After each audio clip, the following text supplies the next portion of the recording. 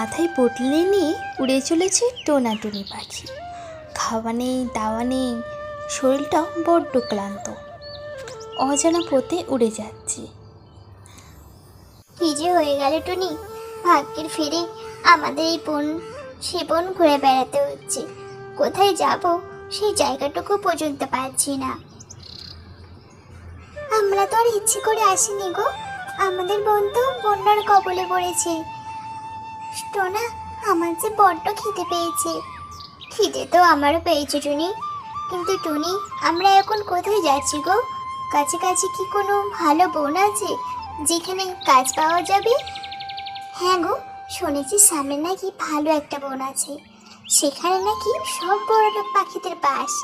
সেখানে গেলে নিশ্চয়ই একটা না একটা ব্যবস্থা হয়ে যাবে। তুমি ঠিকই বলেছো টুনি, তবে চলো ওই বনে কিছু খেয়ে তারপর না হয় কাজের সন্ধানে বেরিয়ে পড়বো।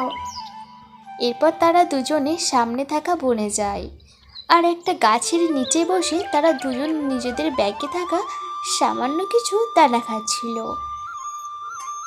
কি হয়েছে টুনি, ওইদিকে কি দেখছো? ওই দেখো, ওখানে একটা বাড়ির কাজ চলছে।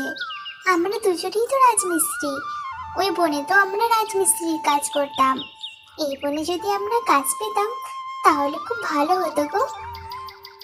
চিন্তা করো না টুনি, কাজ করার ক্ষমতা যখন আছে, সততা যখন আছে, তখন দেখবে আমরা ঠিক একটা কাজ পেয়ে যাব। তারা যখন এসব কথা বলছিল তখন দূরে কাজের জন্য শালিক বলছিল, কি ব্যাপার কালু, কাজের গতি একটু বাড়াও। এভাবে কাজ করলে আমার বাড়ি কবে কমপ্লিট হবে? এভাবে জোর দিলে আমি কিন্তু বাড়ি বানানো বন্ধ করে দিব। এই বনে আমি একমাত্র রাজমিস্ত্রি।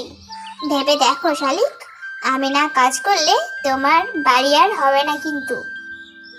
এইসব বলে কালু আবার মনে মনে ভাবতে থাকে, আমাকে ছাড়া আর কোনো গতি নেই, আমি এটা জানি শালিক। আর ধীরে ধীরে কাজটা করলে টাকা বেশি পাবো কি করে? তাই আমি এখন থেকেই ধীরে ধীরে কাজ করব। কালু কাক যখন এসব মনে মনে ভাবছিল ঠিক তখনই আবার শালিক বলে, শোনো কালু, আমি ওসব বুঝি না। আমার কাজ তাড়াতাড়ি করতে হবে, আমার বাড়ি বানানোর কাজে খুবই দরকার। শালিকের কথা শুনে কালুর অনেক রাগ হয়, আর ইচ্ছে করে কাজ করার সময় মাটিতে পড়ে যায় আর পায়ে ব্যথা পাওয়ার অভিনয় করে আর বলে, ওফ, পড়ে গেলাম তো। ও বাবারে, তোমাকে বলেছিলাম শালিক যে আমাকে কাজে তাড়া দিও না। এখন দেখলে তো আমার পাটাই বুঝি ভেঙে গেল। এখন আমার কি যে হবে? আমি তো পায়ে ব্যথা পেলাম, এখন আমার বিশ্রামের দরকার। শালিক, এখন তোমার বাড়ির কাজ কে করবে শুনি? আমি তো পায়ে ব্যথা পেয়েছি, এখন আমার বিশ্রামের দরকার, তাই তোমার বাড়ির কাজ বন্ধ হয়ে থাকবে। এখন এই জন্যই বলেছিলাম ধীরে ধীরে কাজ করি। কালু কাকের এইসব কথা শুনে শালিক অনেক চিন্তায় পড়ে যায় আর বলে, তুমি এসব কি বলছো কালু? আমি এখন কার থেকে বাড়ি বানিয়ে নেব? তুমি একটু চেষ্টা করো। কোনো উপায় নেই শালিক, কারণ এই বনে আর কোনো রাজমিস্ত্রি নেই, তাই তোমাকে আমার জন্যই অপেক্ষা করতে হবে। শালিক, আর কালুর কথা দূর থেকে টোনা আর টুনি শুনছিল। তখন টোনা টুনিকে বলে, টনি দেখেছো ওই কালুকা কত অসৎ? এই কালু সবার অসহায়তার সুযোগ নিয়ে সবাইকে ঠকাচ্ছে। চলো টনি, আমরা ওদের কাছে যাই। শালিক নিশ্চয়ই বিপদে পড়েছে, ওকে সাহায্য করা আমাদের দায়িত্ব। তারপর টোনা আর টুনি ওদের কাছে যায় আর শালিক বলে, তোমাদের তো আগে দেখিনি, তোমরা কি নতুন এসেছো? আসলে আমরা বিপদে পড়ে এসেছি গো, আমরা তোমাদের সব কথা শুনছিলাম। আমরা দুজনেই রাজমিস্ত্রি, তাই তুমি যদি চাও আমরা তোমাকে সাহায্য করতে পারি। কি, তোমরা সত্যি বলছো? তবে তো খুবই ভালো হবে, তোমরা আমার বাড়িটা বানিয়ে দাও। আর কালু ভাই, তুমি তো অসুস্থ, তুমি বাসায় গিয়ে বিশ্রাম নাও। কালু ভাবে, আরে আপত্তিটা আবার কোথা থেকে এসে বললো? এরা যদি সত্যি রাজমিস্ত্রি হয় তাহলে তো কেউ আর আমার থেকে কাজ করিয়ে নেবে না।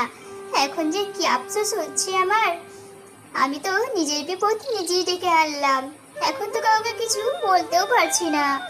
তারপরে কালু রাগ করে বাড়ি চলে যায় আর টোনাটুনি শালিকের বাড়িতে কাজ করতে শুরু করে। ভাবে 2-3 দিনের মধ্যে শালিকের বাড়ির কাজ শেষ হয়ে যায়। তা দেখে শালিক অনেক খুশি হয়। ধন্যবাদ টোনাটুনি, এই নাও, আমি তোমাদের খুশি হয়ে অনেক বেশি টাকা দিলাম। টাকা পেয়ে টোনাটুনি অনেক খুশি হয়। এরপর তাদের কথা চারিদিকে ছড়িয়ে পড়ে আর টোনাটুনি নিজেদেরও একটা বাসস্থান ঠিক করে। আর সবাই টুনি টোনাদের থেকে বাড়ি বানায়। আর কেউ আর কালু কাককে ডাকে না। একদিন কালু আসে টোনাদের বাড়িতে। শোনো টোনাটুনি, তোমরা এই বন ছেড়ে চলে যাও, নাহলে কিন্তু তোমাদের আমি ছাড়বো না। না কালু, আমরা কিছুতেই যাব না, আমরা এই বনেই থাকবো। কালু টুনি টোনার কথায় খুব রেগে যায় আর টুনিদের ক্ষতি করার কথা ভাবতে থাকে। একদিন টুনি টোনা একটা বাড়ি বানাচ্ছিল আর কালু সেখানে যায় আর একটা ইট নিয়ে টুনিদের দিকে ছুটতে থাকে।